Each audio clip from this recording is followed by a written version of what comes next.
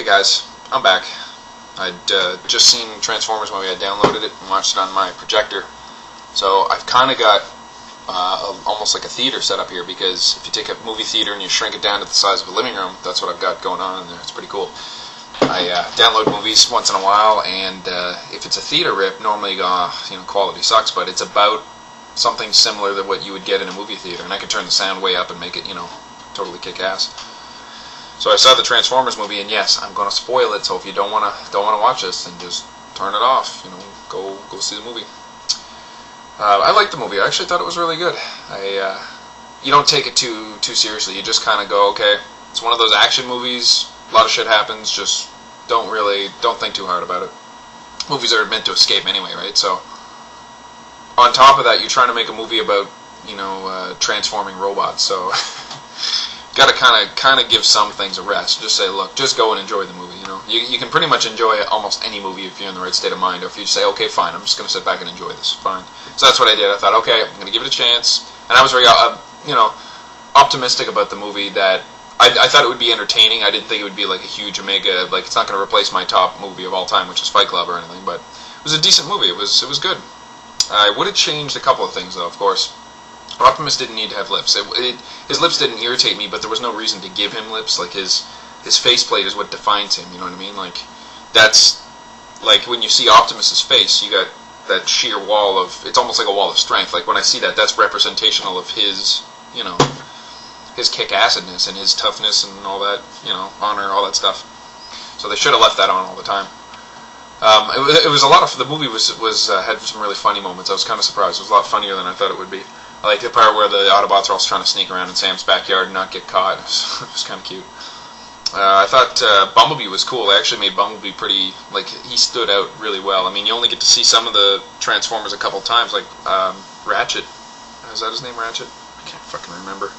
Yeah, it's Ratchet. Anyway, you only get to really see him like once. And Jazz, Jazz has a very brief appearance. It was weird that they gave Bumblebee, he couldn't talk because his vocal mechanism was busted or whatever, so he talked through radio, which is kind of funny. He just, it actually made him more of a character than if they would have given him lines. It made him more entertaining, more fun, that type of thing. So they totally redesigned Megatron. Megatron didn't really feel like Megatron at all. He just felt like a hard-ass leader of the Decepticons. You don't really get enough screen time to get a sense of his threat level. Like, they should have given him more. They should have unfrozen him earlier and just sent him on, sent him out to do some cool shit. He is an alien jet, of course. He just totally doesn't even look the same, and you gotta have certain things when you have Megatron, right? I miss Frank Welker's voice, and I don't care what he sounds like now. They should have given him Frank Welker's voice. He only has a couple of lines, so to give Frank Welker that one moment of glory where he's like, you're finished, Prime, and he's got that scratchy voice, it would have just been perfect for that. Because Optimus, of course, was fucking awesome. His voice was phenomenal. The only thing was, I would have never had Optimus say something like "my bad." Optimus wouldn't do that. Optimus is very straight, narrow, fucking blunt, just straightforward, no nonsense kind of leader. He would never say "my bad." Anyway, the most impressive Decepticon was actually Starscream. Starscream's always been my favorite, and he had a little moment there where Megatron finally comes out and says, "Starscream, you failed me again," and they could have went a little further with that. They could have had a close-up of Starscream kind of staring at him, like eyeing him up and down, kind of like, I'm watching you. And it would have been great if they would have had a little moment where Starscream, of course, is kicking ass in the movie. Like, he's fucking awesome.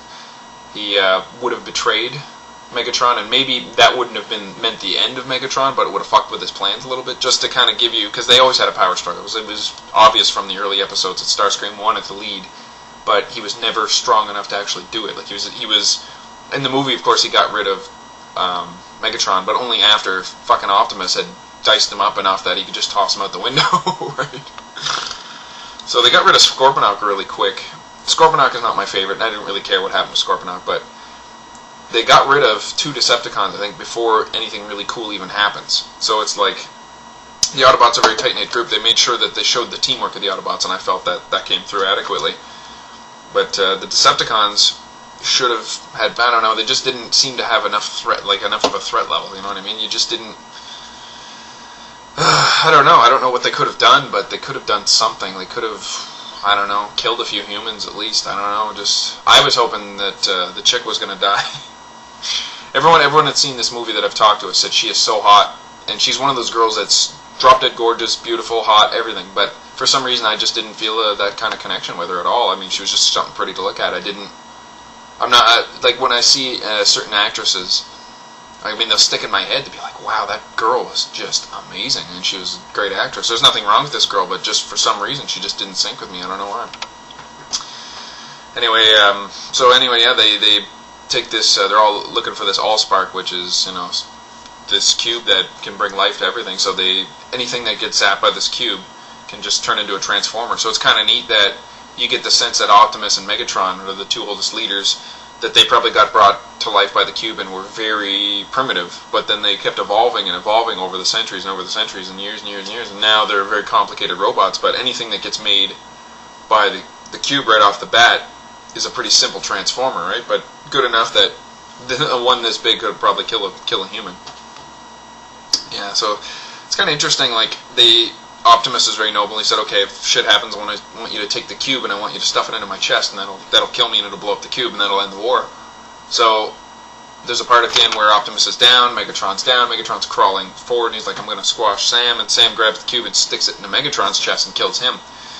But what they could do for a sequel is say that there's unknown circumstances what happen if somebody gets fused with the cube, and it's going to make Megatron, I don't know, maybe appear to die, but then he evolves really quickly and becomes like Galvatron or something. You know what I mean?